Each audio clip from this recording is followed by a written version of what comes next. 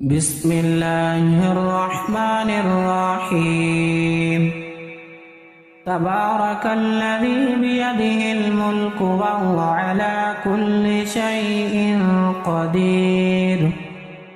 الذي خلق الموت والحياة ليبلوكم أيكم أحسن عملا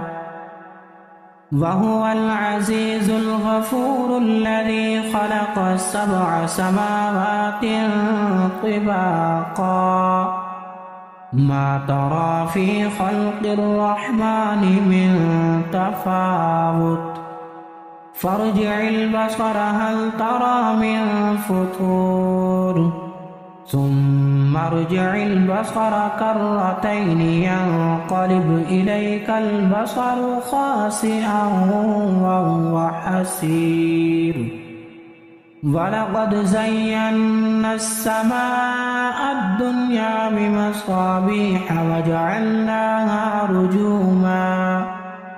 وجعلناها رجوما للشياطين وأعتدنا لهم عذاب السعير وللذين كفروا بربهم عذاب جهنم وبئس المصير إذا ألقوا فيها سمعوا لها شهيقا وهي تفور تكاد تميز من الغيظ كلما ألقي فيها فوج سألهم خزنتها ألم يأتكم نذير قالوا بلى قد جاءنا نذير فكذبنا وقلنا ما نزل الله من شيء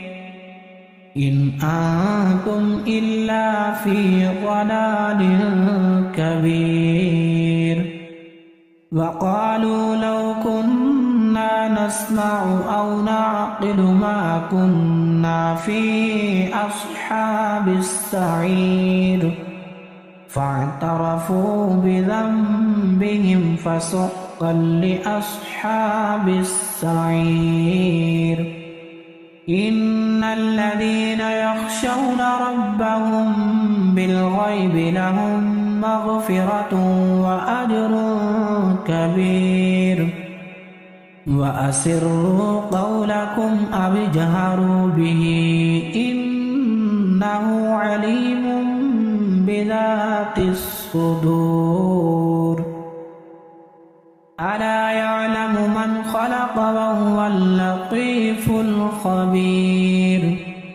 هو الذي جعل لكم الأرض ذلولا فامشوا في مناكبها وكلوا من رزقه وإليه النشور أأمنتم من في السماء أن يخسف بكم الأرض فإذا هي تمور أم أمنتم من في السماء أن يرسل عليكم حاصبا فستعلمون كيف نذير ولقد كذب الذين من قبلهم فكيف كان نكير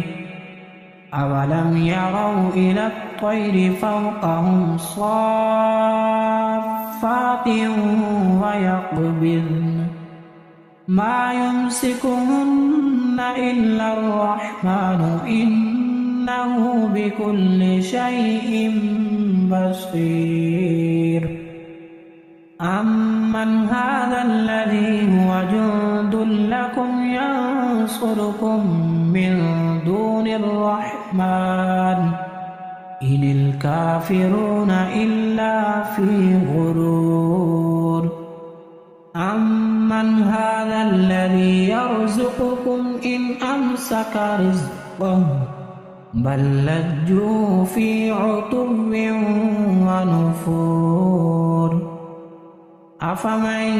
يمشي مكبا على وجهه أهدى أمن يمشي سويا على صراط مستقيم قل هو الذي أنشأكم وجعل لكم السمع والأبصار والأفئدة قليلا ما تشكرون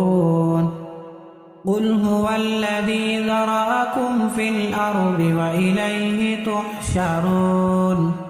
ويقولون متى هذا الوعد إن كنتم صادقين قل إنما العلم عند الله وإنما أنا نذير مبين فلما رأوه زلفة سيئت وجوه الذين كفروا وقيل هذا الذي كنتم به تدعون قل أرأيتم إن أهلكني الله ومن معي أو رحمنا فمن يجير الكافرين من عذاب أليم قل هو الرحمن آمنا به وعليه توكلنا فستعلمون من هو في ضلال مبين قل أرأيتم إن أصبح ماؤكم غورا فمن يأتيكم بماء معين